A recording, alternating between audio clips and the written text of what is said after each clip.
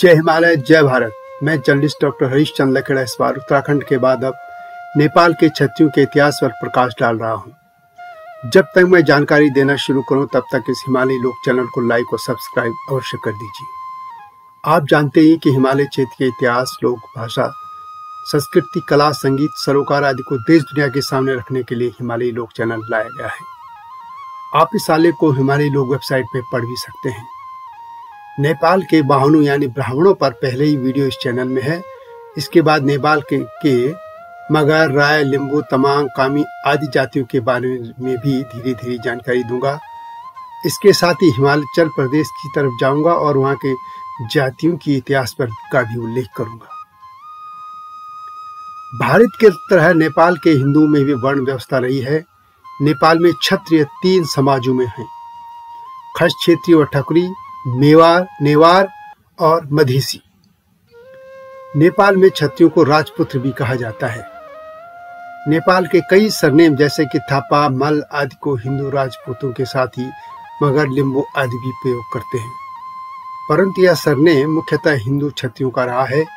नेपाल में क्षत्रिय पौराणिक काल से रहे हैं और वहां राज भी करते रहे हैं। इसलिए यह कहना गलत है कि नेपाल में सभी ब्राह्मण और क्षत्रिय 12वीं शताब्दी के बाद मुस्लिम आक्रांताओं से बचने के लिए ही नेपाल आए।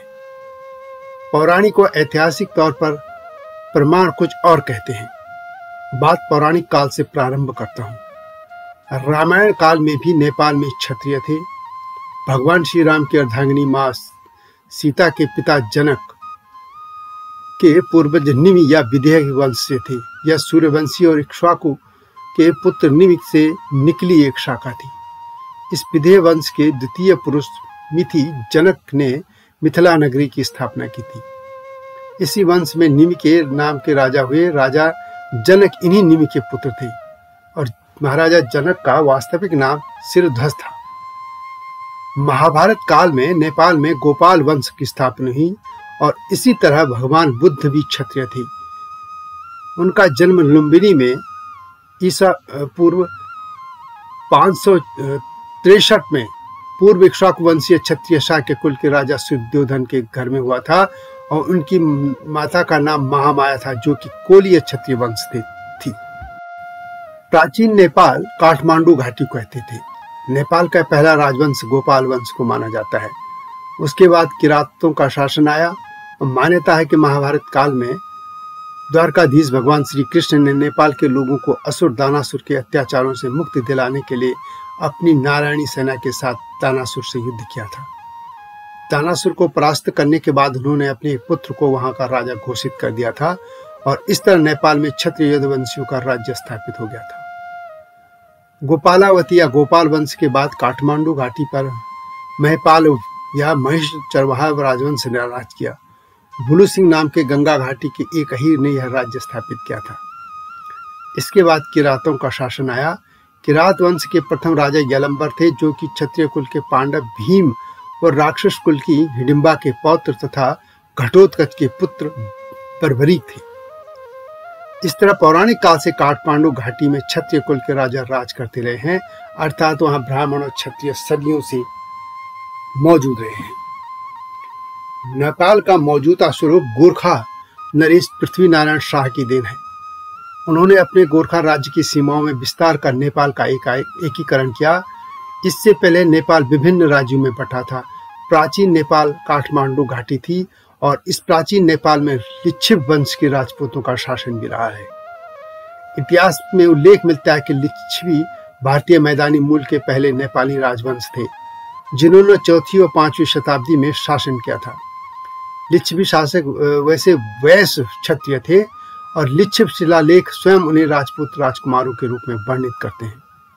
मौजूदा नेपाली में नेवार काठमांडू घाटी के प्राचीन निवासी माने जाते हैं और माना जाता है कि उन्हीं के नाम से नेवार से नेपाल नाम पड़ा है। नेवारों में अधिकतर हिंदू और कुछ बौद्ध भी हैं। नेवार वास्तव में कोई जाति नहीं बल्कि एक क्षेत्र के लोगों का समूह है, जैसे कि गढ़वाली और कुमाऊनी। एक क्षेत्र के विशेष में बसे लोगों को इस तरह के नाम मिल गए हैं, वैसे ही नेवार भी हैं। नेवार में विभिन्न जाति, वर्ण और धर्मों के लोग शामिल हैं। आज के नेपाल में गंडक नदी के पश्चिम की ओर खसों का आधिपत्य रहा है। सुदूर पश्चिम और कर्णाली प्रदेश की संस्कृति बाकी नेपाल की बजाय उत्तराखंड से ज्यादा मिलती है। उत्तराखंड की तरह नेपाल में भी खस रहे हैं। अब वैदिक कार्यों के साथ रोटी बेटी के रिश्ते हो जाने से वे भी क्षत्रिय समाज का हिस्सा बन गए। इसलिए पश्चिमी नेपाल और उत्तराखंड की क्षत्रिय जातियों के कई सरनेम मिलते भी हैं। नेपाल के डोटी के कतियूर और उत्तराखंड के कतियूर एक ही राजवंश था और माना जाता है कि नेपाल में रावत, नेगी, बिष्ट आदि जातियों के लोग उत्तराखंड से ही गए हैं।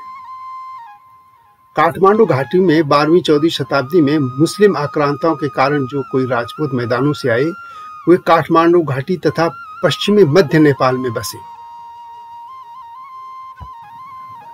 पश्चिमी नेपाल में इन राजपूतों ने खसमल साम्राज्य कमजोर होने पर वहां बड़ी संख्या में अपने राज्य स्थापित किए। उन्हें 22 राज्य और 24 राज्य कहा जा गया।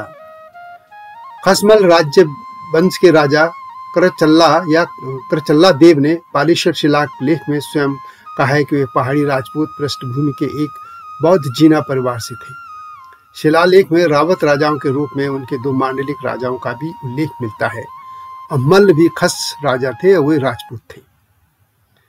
इधर काठमांडू घाटी में नेवारों का राज था। नेवार मल्ल वंश का शासन लगभग 12वीं शताब्दी से काठमांडू उपत्यका में प्रारंभ हुआ। उनका शासन नेपाल का स्वर्ण युग माना जाता है। मल्ल राजाओं के शासन काल में ही काठमांडू घाटी और उसके आसपास के क्षेत्र में रहने वाले लोग नेवारी कहलाए। नेपाल भाषा में नेवामी भी कहे जाते हैं। संस्कृत में मल्ल शब्द का अर्थ होता है योद्धा।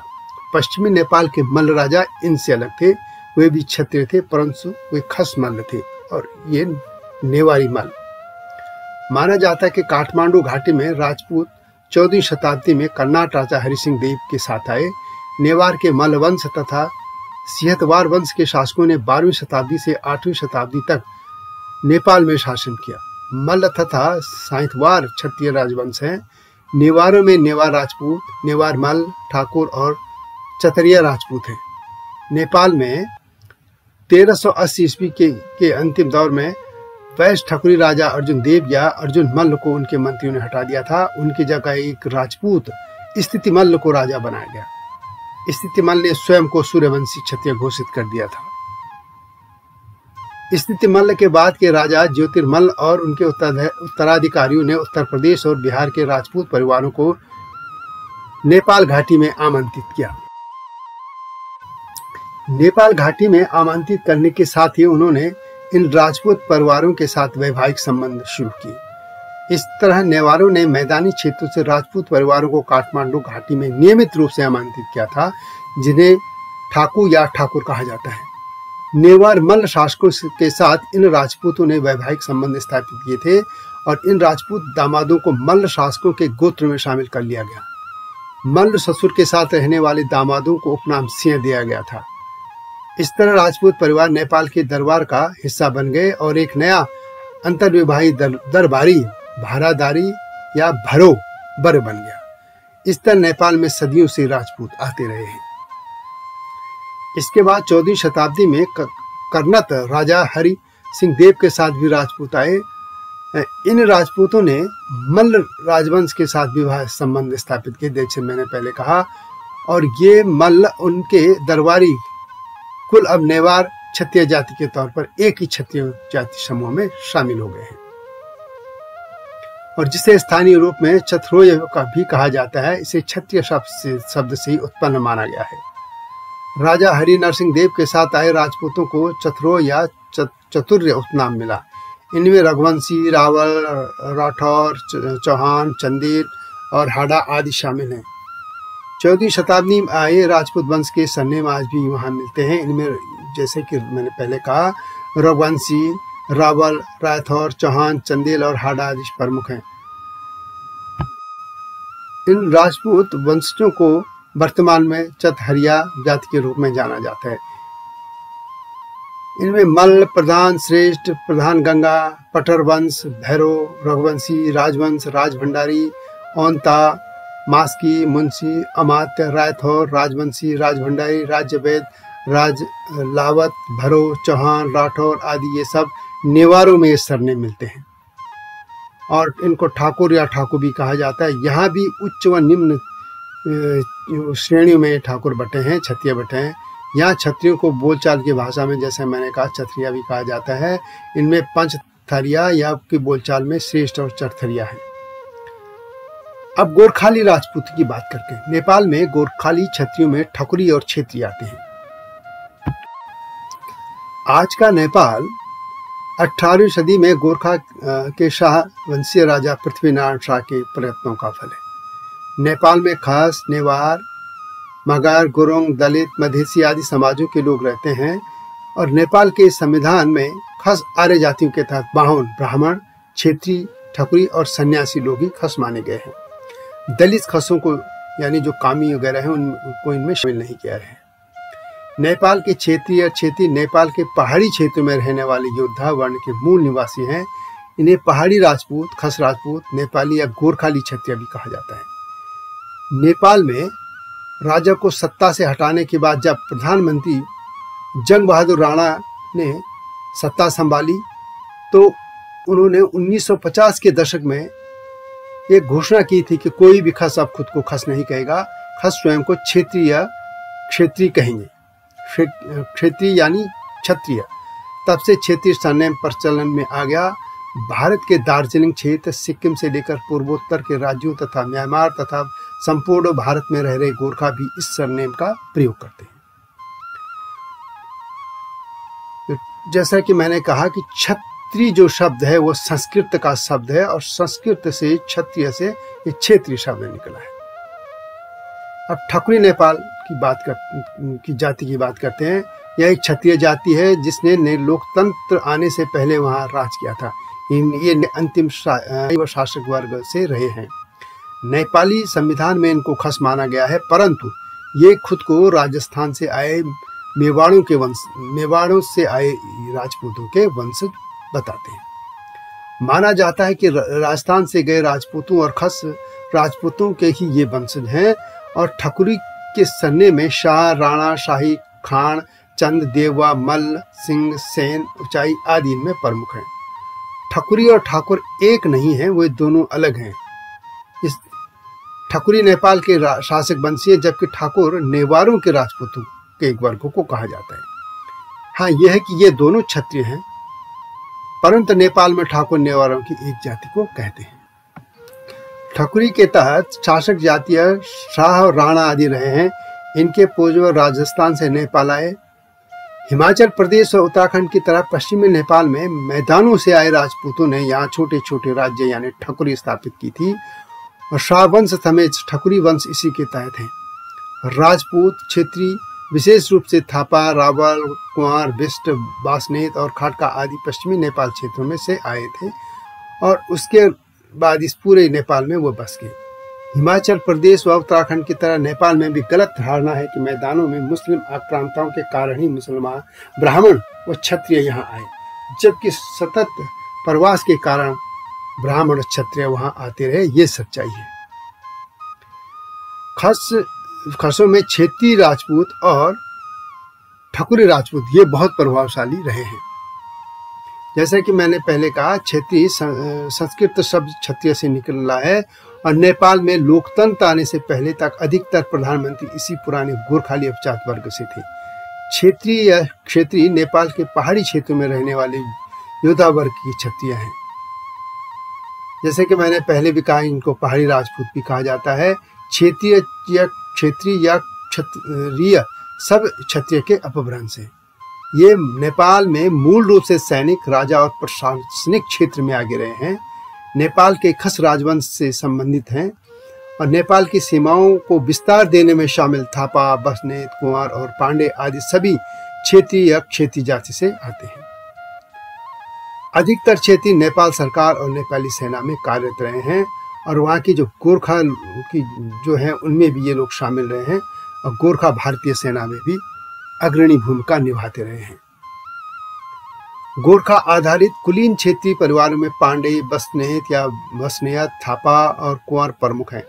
इनमें कुंवर, राणा और अन्य कुंवर शामिल हैं। क्षेत्रीय और ठाकुरों के जाति के संज्ञा जो जाति संज्ञा नाम है वो इस प्रकार हैं: एर, अधिकारी, कठायत, बसनेत या बसनायत, बिष्ट, विष्ट, बंसी, वर्मा, बरुआल, बानिया, बाम, बूढ़ा थोकी, बूढ़ा, बोरा, भंडारी, चंद, चौहान, क्षेत्री, क्षेत्री, खत्री, क्षेत्री, केसी, चौहान, डांगी, दानी, धामी, धरती, हमाल, कारकी, कुटवाल, कुंवार, कारकी आदि शामिल हैं। इसी तरह इनके जो अन्य जो जातियां हैं, इनमें खड़का, खत्री, खाती, खुलली, घरती, मल, महत, पांडे, पौल, राणा, राणा भाट, रावत, रावत, राउल, राठौर, राठौर, राया, राय माझी, रोका, रोकया, समाल, संजेल, सिंह, सिलवाल, सेन, शाक्य, शाह, शाही, थापा, ठकुरी आदि शामिल हैं। इनके साथ ही पांडे भी हैं। ये पांडे ब्राह्मण नहीं बल्कि क्षत्रिय हैं। इसी तरह मधेशियों में भी क्षत्रिय हैं। ये मधेसी वे हैं जो वहाँ के तराई क्षेत्र में रहते हैं और उनकी जड़ें भारत से अब भी जुड़ी हैं। उनके रोटी बीटी के संबंध भारतीयों समाज से होते हैं। और इस मधेसी समाज में के जो क्षत्रिय या राजपूत हैं वे उत्तर प्रदेश और बिहार जैसे ही हैं। इनमें मैथिली, वाजिका, भोजपुरी और अवधी जैसे बोलने वाले प्रमुख हैं। इनके सरनेम भारत के क्षत्रियों से मिलते हैं। तो यह था नेपाली क्षत्रियों का इतिहास। यह वीडियो कैसी लगी कमेंट में अवश्य लिखें। हिमालय लोक चैनल को लाइक और सब्सक्राइब करना न भूलना। इसके टाइटल सॉन्ग हम पहाड़ औला को भी सुन लेना मेरा ही लिखा है और इसी चैनल में है। हमारे सहयोगी चैनल संपादकीय न्यूज को भी देखते रहना। अगली वीडियो का इंतजार कीजिए। तब तक जय हिमालय, जय भारत।